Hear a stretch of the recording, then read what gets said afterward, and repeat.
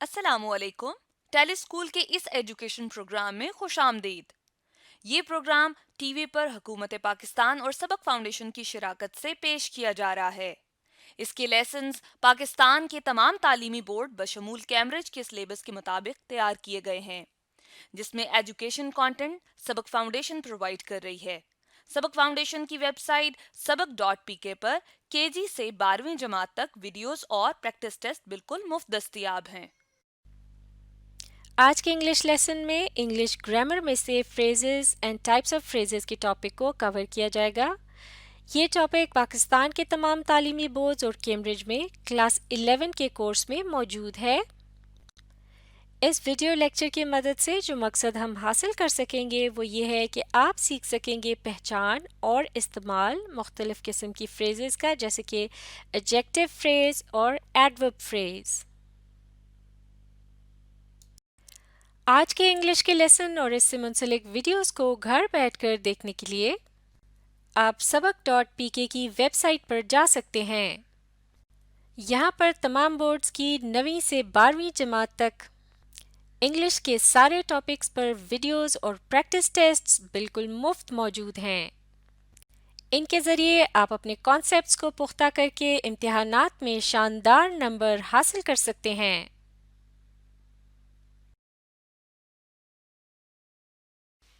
تو اب ہم ایڈجیکٹو فریزز سے متعلق ایک مشق کرتے ہیں. مل کر پڑھتے ہیں کہ کیا کرنا ہے. Replace each of the following underlined adjective phrases by an adjective. یعنی ہم نے ان جملوں میں انڈر لائن کی ہوئی ایڈجیکٹو فریزز کو صرف ایک ایڈجیکٹو سے تبدیل کرنا ہے. تو شروع کرتے ہیں. نمبر 1 آپ بھی پڑھیے. He wore a turban made of silk.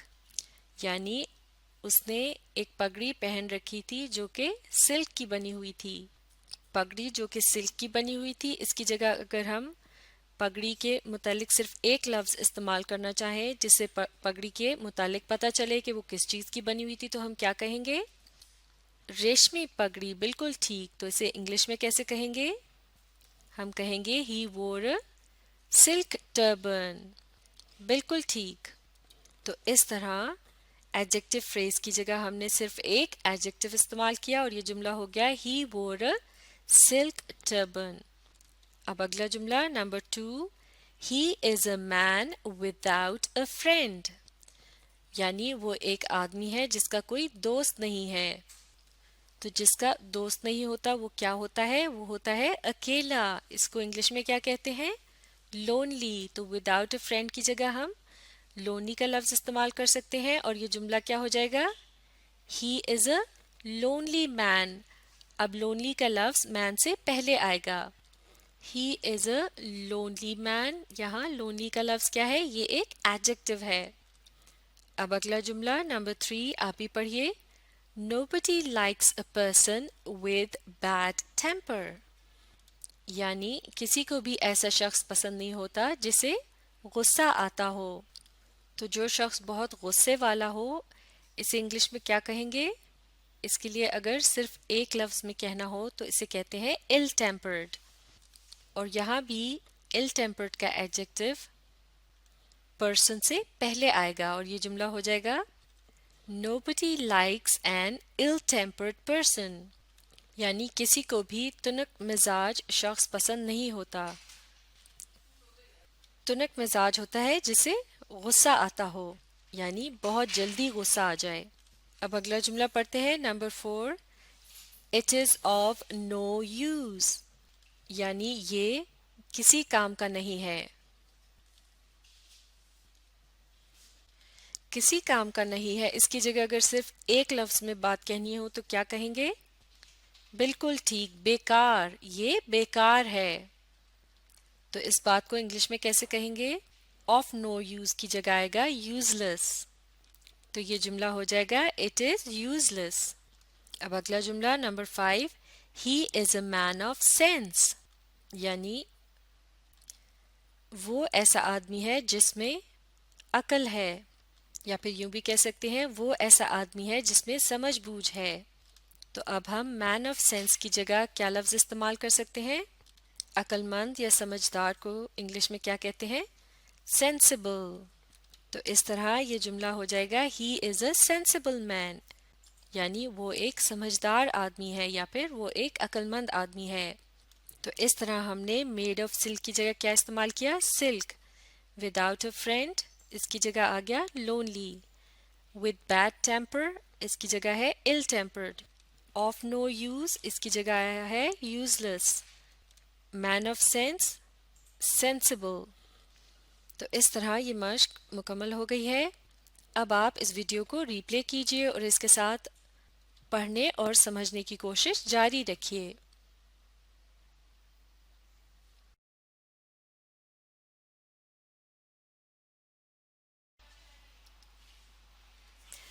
Us video میں ہم پڑھیں گے ایڈورب فریز کے متعلق۔ ایڈورب کے متعلق ہم پڑھ چکے ہیں۔ ایک ایڈورب جو ہوتا ہے وہ کسی بھی دوسرے ورب، ایڈجیکٹو یا ایڈورب کے متعلق کچھ نہ کچھ مزید بتاتا ہے۔ اور فریز کیا ہوتا ہے؟ یہ الفاظ کا ایک گروپ ہوتا ہے جس میں دو یا دو سے زیادہ الفاظ ہوتے ہیں، جو کہ ایک مکمل جملہ نہیں ہوتا کیونکہ اس میں سبجیکٹ اور ورب ایک ساتھ موجود نہیں ہوتے، یعنی کسی کو کوئی کام کرتے ہوئے نہیں بتایا گیا ہوتا، لیکن ایک فریز کی مدد سے جملے کو مکمل کیا جا سکتا ہے۔ تو ایڈورب فریز کا مطلب ہوا ایک ایسی فریز کہ جس کے اندر ایڈورب موجود ہو۔ اس ایگزامپل کی مدد سے سمجھنے کی کوشش کرتے ہیں۔ They sing beautifully، یعنی وہ خوبصورتی سے گاتے ہیں۔ اس جملے میں they کا لفظ جو ہے یہ کیا ہے؟ یہ ہے ایک پروناؤن، یعنی اسے کسی کے نام کی جگہ، یعنی بہت سے لوگوں کے ناموں کی جگہ استعمال کیا جا رہا ہے ان کی طرف اشارہ کرنے کے لیے، اور یہ اس جملے کا سبجیکٹ بھی ہے، یعنی اسی کے متعلق بات ہو رہی ہے۔ اور اس کے علاوہ یہاں عمل کا بھی ذکر ہے، یعنی ورب جو کہ ایک ایکشن ورڈ کہلایا جاتا ہے۔ یہاں ہے لفظ سنگ ایک ورب کی صورت میں، یعنی گانا گانا جو کہ ایک عمل ہے، اور پھر اس کے بعد ایک لفظ ہے بیوٹیفلی، یعنی خوبصورتی کے ساتھ۔ تو یہ بیوٹیفلی کا جو لفظ ہے یہ بتا رہا ہے اس عمل کے متعلق، یعنی ورب کے متعلق کہ اسے کس طرح سے کیا گیا، یعنی خوبصورتی کے ساتھ، لہٰذا یہ کہلایا جاتا ہے ایک ایڈورب، کیونکہ یہ ڈسکرائب کر رہا ہے ایک ورب کو۔ اب اس کے مقابلے میں دیکھتے ہیں اگلا جملہ، دے سنگ ان اے بیوٹیفل وے، یعنی وہ گاتے ہیں ایک خوبصورت انداز میں۔ تو اس طرح سے دے کا لفظ جو کہ ایک سے زیادہ لوگوں کی طرف اشارہ کرنے کے لیے استعمال کیا جاتا ہے، یہ اس جملے کا سبجیکٹ بھی ہے اور یہ ایک قسم کا پروناؤن ہے، اور اس کے عمل کے متعلق بتایا جا رہا ہے سنگ یعنی گاتے ہیں۔ تو اس طرح سے سنگ کا لفظ جو ہے یہ ہے ایک ورب، اور پھر جملے کے باقی حصے میں بتایا جا رہا ہے کہ کس انداز میں گاتے ہیں، اور یہاں استعمال کیا گیا ہے الفاظ کا ایک گروپ اس عمل کو ڈسکرائب کرنے کے لیے کہ وہ کس طرح سے گاتے ہیں ایک خوبصورت انداز میں۔ تو اب کی بار یہاں صرف ایک لفظ استعمال نہیں کیا گیا، جیسے کہ پچھلے جملے میں صرف لفظ بیوٹیفلی جو تھا یعنی ایک سنگل ایڈورب استعمال کیا گیا تھا، اب کی بار یہاں جو ہے وہ الفاظ کا ایک گروپ ہے۔ الفاظ کے اس گروپ کے اندر سبجیکٹ ورب کمبینیشن موجود نہیں ہے، اس کا مطلب ہے یہ ایک مکمل جملہ نہیں ہے، لہٰذا یہ ہے ایک فریز، اور یہ کس قسم کی فریز ہے؟ چونکہ یہ ایک ورب کو ڈسکرائب کر رہی ہے، لہٰذا یہ ہے ایک ایڈورب فریز، یعنی ایک ایسی فریز جو کہ ایک ایڈورب کے طور پر جملے میں استعمال ہوتی ہے، اور اس کا کام ہوتا ہے کسی ورب، ایڈجیکٹو یا کسی دوسرے ایڈورب کو ڈسکرائب کرنا یا اس کے متعلق مزید معلومات دینا۔ جیسے کہ اس جملے میں گانا گانے کے عمل کے متعلق مزید انفارمیشن دی گئی ہے کہ اسے ایک خوبصورت انداز میں کیا جاتا ہے۔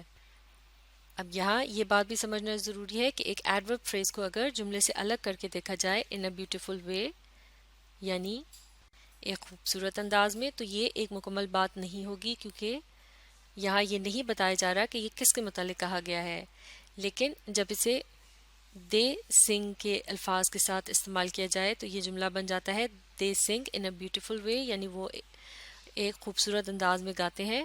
تو اب یہ ہے ایک مکمل بات۔ تو اس کا مطلب یہ ہوا کہ ایک ایڈورب فریز کی جملے کے باہر یا الگ سے تو کوئی خاص حیثیت نہیں ہوتی، کیونکہ اس سے کوئی خاص مطلب سمجھ نہیں آتا، لیکن ایک جملے کو مکمل کرنے کے لیے یہ بہت اہم ہوتی ہے۔ اسی طرح سے دیکھتے ہیں یہ ایک اور ایگزامپل. they went there یعنی وہ وہاں گئے. یہاں دے کیا ہے؟ یہ ہے ایک پروناؤن جو کہ سبجیکٹ بھی ہے، اور went کیا ہے؟ یہ ہے ایک ورب. اور اس جملے میں لفظ دیر جو ہے یہ بتا رہا ہے کہ کس جگہ وہ گئے. تو یہ ڈسکرائب کر رہا ہے went کو. اس طرح سے چونکہ یہ ایک ورب کو ڈسکرائب کر رہا ہے لہٰذا یہ کہلایا جائے گا ایک ایڈورب. تو اس جملے میں ایک سنگل ایڈورب موجود ہے جو کہ ورب کو ڈسکرائب کر رہا ہے، اور چونکہ یہاں ایک سبجیکٹ بھی موجود ہے یعنی جس کے متعلق بات ہو رہی ہے، تو اس طرح سے یہ ہے ایک مکمل جملہ یا پوری بات. اب اس کے مقابلے میں دیکھتے ہیں یہ دوسرا جملہ they went to that place یعنی وہ گئے اس جگہ پر. تو یہاں بھی they جو ہے یہ پروناؤن ہے جسے سبجیکٹ کے طور پر استعمال کیا گیا ہے یعنی جس کے متعلق بات کی جا رہی ہے. اور went کا لفظ جو کیا ہے یہ ہے ایک ایکشن یعنی اسے کہیں گے ورب. اور پھر اس کے بعد یہ جو الفاظ ہیں to that place، ان کی مدد سے ورب یعنی ایکشن کے متعلق پتہ چل رہا ہے کہ وہ کس جگہ گئے. لیکن اب کی بار یہاں الفاظ کا ایک گروپ استعمال کیا گیا ہے جو کہ ایڈورب کا کام دے رہا ہے یعنی وہ ورب کو ڈسکرائب کر رہا ہے. لہٰذا یہ ہے ایک فریز، اور یہ کس قسم کی فریز ہے؟ کیونکہ یہ ورب کو ڈسکرائب کر رہی ہے لہٰذا یہ ہے ایک ایڈورب فریز. اور اسے فریز کیوں کہتے ہیں؟ کیونکہ اس میں سبجیکٹ ورب کمبینیشن موجود نہیں ہے یعنی کسی شخص یا چیز کو کوئی عمل کرتے ہوئے نہیں بتایا گیا اور یہ ایک مکمل بات نہیں ہے لہٰذا یہ فریز کہلائی جاتی ہے. تو ان ایگزامپلس کو سمجھنے کے بعد اب ہم آسانی سے سمجھ سکتے ہیں کہ ایک ایڈورب فریز کیا ہوتی ہے. An adverb phrase is a group of words that tells about a verb, an adjective or a معاف کیجیے گا اور an adverb یعنی ایک ایڈورب فریز الفاظ کا ایک گروپ ہوتا ہے جو کہ بتاتا ہے کسی ورب، ایڈجیکٹو یا دوسرے ایڈورب کے متعلق. It does the work of an adverb. اس طرح سے یہ ایک ایڈورب کا کام کرتا ہے. It tells about when, where and to what extent. تو اس کی مدد سے ہمیں پتہ چلتا ہے کہ کوئی بھی کام when یعنی کب ہوا، where یعنی کہاں ہوا and to what extent یعنی کس حد تک ہوا، جیسے بار بار یا پھر کبھی کبھار. تو ان باتوں کے متعلق الفاظ کا جو گروپ انفارمیشن دیتا ہے یا بتاتا ہے وہ کہلایا جاتا ہے ایڈورب فریز. معاف کیجیے گا آخری جملے کو ایک مرتبہ پھر پڑھتے ہیں تاکہ اسے ہم پوری طرح سے دیکھ سکیں. It tells about when, where and to what extent یعنی ایک ایڈورب فریز جو ہوتی ہے وہ ہمیں بتاتی ہے کہ کوئی بھی کام when یعنی کب ہوا، where کہاں ہوا and to what extent یعنی کس حد تک ہوا. extent کہتے ہیں حد کو، جیسا کہ کبھی کبھار یا پھر روزانہ جیسے الفاظ جو ہیں ان سے ہمیں پتہ چلتا ہے کہ عمل کب کب ہوا. تو الفاظ کا وہ گروپ جو کسی عمل کی جگہ یا اس کے وقت کے متعلق بتاتا ہے یا پھر یہ بتاتا ہے کہ وہ کب کب کیا گیا، تو الفاظ کا یہ گروپ کیا کہلایا جاتا ہے؟ Adverb phrase. تو یہ تھی ایڈورب فریز کی پہچان. اسے اچھی طرح سے سیکھنے کے لیے آپ اس ویڈیو کو ریپلے کیجیے اور اس کے ساتھ ساتھ پڑھنے اور سمجھنے کی کوشش جاری رکھیے.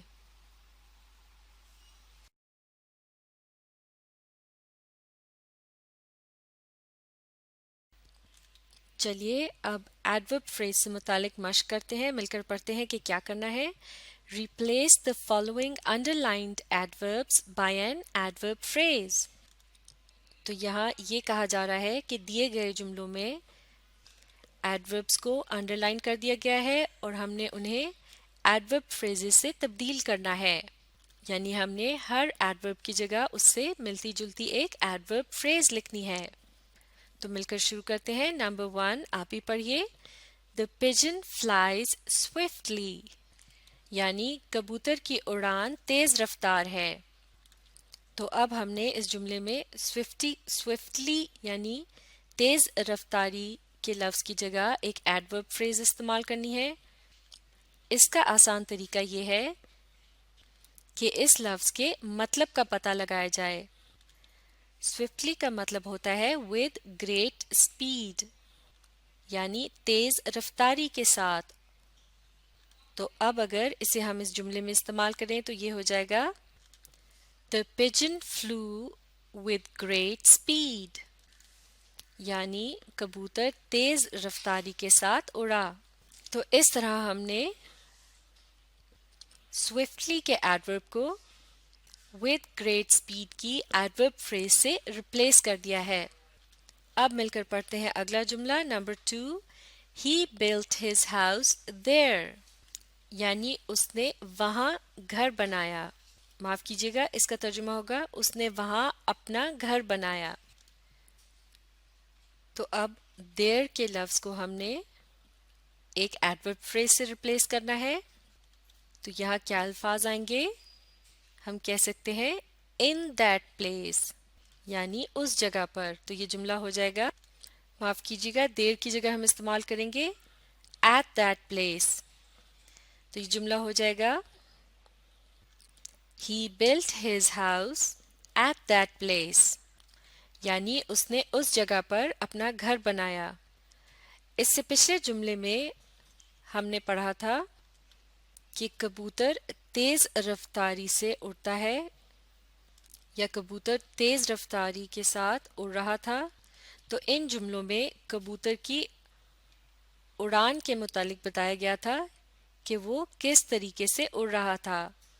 تو یہ کیا ہوئے؟ یہ انہیں کیا کہلائے؟ یہ جو معاف کیجیے گا یہ ایڈورب فریز جو ہے with great speed جو کہ اڑنے کے عمل کو ڈسکرائب کر رہی ہے یہ کس قسم کی ایڈورب فریز ہے؟ مینر، پلیس یا ٹائم. یہ ہے ایڈورب آف مینر. بالکل ٹھیک کیونکہ یہ اڑنے کے انداز کے متعلق بتا رہی ہے.